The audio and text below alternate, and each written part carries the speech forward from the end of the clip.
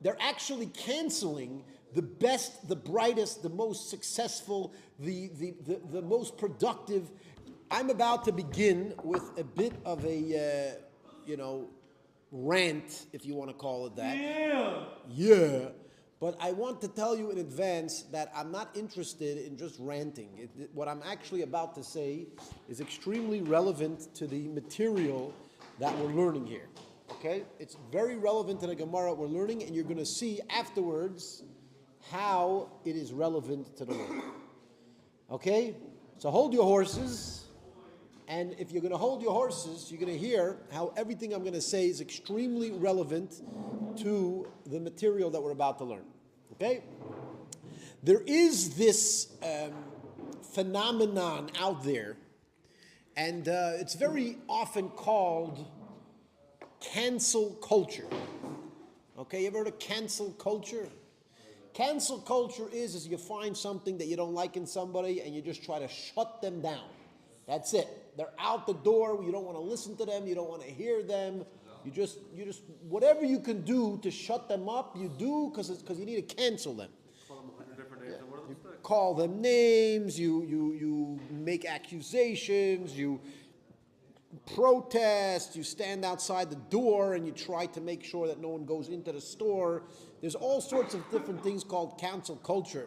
And I want to address this not because I'm trying to make a shir about cancel culture, because as you're going to see, this is going to be relevant to the Talmudic lesson that we're going to learn today as well. Okay? I actually, when I referred to cancel culture, I renamed it. Okay? So any of you out there that ever heard the name cancel culture, we need to cancel the name cancel culture. All right?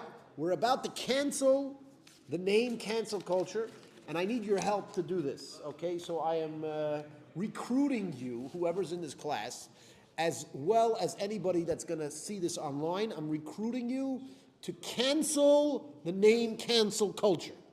Okay? Now, I want to replace that with a different word, and I think it's a more accurate definition or description of this phenomenon, okay? Instead of calling it cancel culture, I want to call it Kvecher culture. Kvecher culture. What's Kvecher culture? Kvecher, for those of you who don't know, Kvecher is actually a word in Yiddish which means a whiner, a complainer. Back on focus. We're renaming cancel culture Kvecher culture. Okay? Kvecher is a Yiddish word for a whiner, and it is people that are looking for everything in the world to complain about. And the reason I call it a culture, because there's a culture that people think that if they could come up with a problem in life, they just found gold. It's like, if I can find a legitimate problem to complain about somebody else, to cancel somebody else, to shut someone else down, they actually think that they did the world a favor. They're doing, if you want to help the world, you gotta cancel people, you gotta shut people. And by the way, very often they say they need to fight evil. Okay? Fighting evil is, a lot of people think that that's actually something good. Okay, and therefore they're constantly looking for negative, bad things, traits in a person.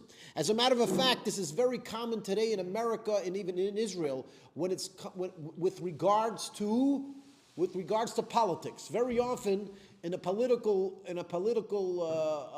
campaign, they're looking to dig up dirt on someone else.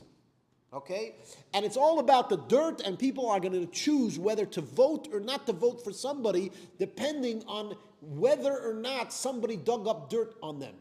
Right? So first of all, I want to tell you something that you must consider very importantly. What do you need to consider? You need to consider that somebody that doesn't do anything bad, chances are they don't do anything, period. Because if they actually did something, chances are they're also going to do something bad, because there's a fact of life. Take, for example, driving cars. Okay, if you came from a jungle and you came to society and you see people driving cars, and somebody comes up to you and says, you know what? Before you drive a car, you have to realize that 50 100,000 people die every year. I don't know what the numbers are. That's just a random guess. They die from collisions. And the guy's going, okay, so therefore I'm not going to go in a car. No, it's the exact opposite. Because vehicles have enhanced people's lives so much, right? It comes with a risk of actually killing people, and people are still engaging in driving cars even though it's killing people all the time because its value is that great. And therefore, if somebody comes up to you and says, what about this guy? He did XYZ, right? You have to say, hold on a second, let's figure out what he actually has accomplished. Right? You can't just look at the bad. If you're looking at the bad and the evil of a person, you have zero ability to judge their character. You cannot judge somebody's character by what evils they've done. Because as a matter of fact, if a person's more active, chances are they've done more evil. The question is, how relative is the evil to the good? Is it worth it? As a matter of fact, in business, any business that never lost money probably never made money either. Okay? Why? Because if you're going to engage in business, Bernie Madoff never made money, never lost money. He lost billions of dollars for all of his clients. And by the way, at the end, he also lost it because they took it all away from him. Yeah, at the end, so he lost money. Don't tell me he didn't lose money. First, he made off with everybody else's money, and then the government made off with whatever money he had left. That's true. That's what happened. Yeah. Again, he made off with everybody's money, and then the government made off with the rest of the money that he had. Right? Anyways, what I'm trying to say is by definition, a person that's extremely involved, a person who has a lot of energy, a person who has a lot of potential, those people are actually also going to, unfortunately, fall into some of the greatest evils in the world. Now, if you're going to base your political decisions on people's evil, right, chances are you're actually hiring the worst possible person to be your representative in government. Because you're hiring somebody that has no evil, but that means he's not going to get anything done. And unfortunately, or fortunately, we need somebody that's actually going to do something and make something happen, and not, somebody who's, we don't need necessarily somebody who never did anything bad, because chances are the guy never did anything good either. And then you're just wasting your time with the guy. Okay? Someone that knows to take the risk in order for him to succeed. Sometimes he's going to... Right, but I'm not just talking about taking risk. There's a concept spiritually that when you're engaged in doing good, you're attacked by the evil side. The evil side would prefer trying to entice a good, healthy, or somebody with high potential. The evil side will try to engage that person and trip that person up into failing, right? They will try their best to make that person fail, because there's more to gain, meaning from the evil side. There's more to gain from the evil side if they take some idiot that does nothing with his life and they get him to do a big sin. So what? It's not a big deal. If they get a guy who's influential, who is impactful, who is doing awesome things, if the evil side convinces that person to do something evil, then they actually bring much more evil to the world. And by the way, I know it sounds a little bit like a game, but there's truth. Spiritually, there is truth to the fact that there's a battle between good and evil, and that evil side actually has certain interests to try and entice people to do evil. Yeah. And they would prefer to entice the people that are more successful, that are more impactful, that are more, how would you call it? Productive, right? So if you have somebody that's extremely productive, that is extremely successful, that has brought a lot of good to the world, chances are that person also did tremendous evil. Now, there might be a few exceptions, but they're the exception, they're not the rule. Okay? The general rule is people that have done a lot also have a lot of evil in their background. Okay? Does that make sense? Right. So it's very important when I get back to the Kvecher culture. In Kvecher culture, where they're always kvetching and looking for diseases, they're looking for problems, they're looking for negativity in other people, they're actually destroying the world, because they're actually canceling the best, the brightest, the most successful, the most productive, and they're basically preventing the greatest good from coming into the world by attacking the evil. Now, what they should be doing is they should be trying to figure out who does the most good, and that person they should be promoting, right? Figure out who does the best, who does the most, promote that person, and not cancel anybody, right? But to promote those that are doing good. And if and when that person falls, maybe they do need to, meaning they do something negative, maybe they need some consequences, could be they need some consequences. It could be that we need to,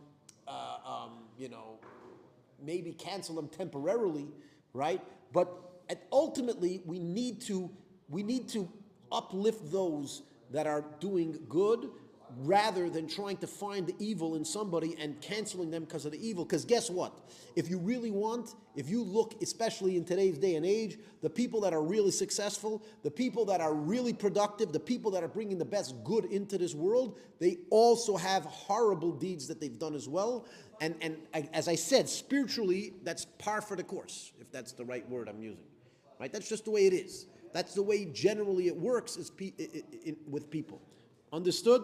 Good, right? So what I'm trying to suggest is that Kvecher culture, which was used to be called cancel culture, is actually destroying the world from within, right? Because we're only focusing on the evil of people, and we're not properly focusing and considering what the person actually brings to the table, what good that person could actually bring to the world, which is the main focus that we should be focusing on, and not the evil that's there. I'm not saying we should ignore the evil. The evil needs to be dealt with in an individual situation, an individual basis. But to determine a person's character, right, because of the evil only, just because of the evil that they've done, is actually a horribly destructive mindset and should never be done.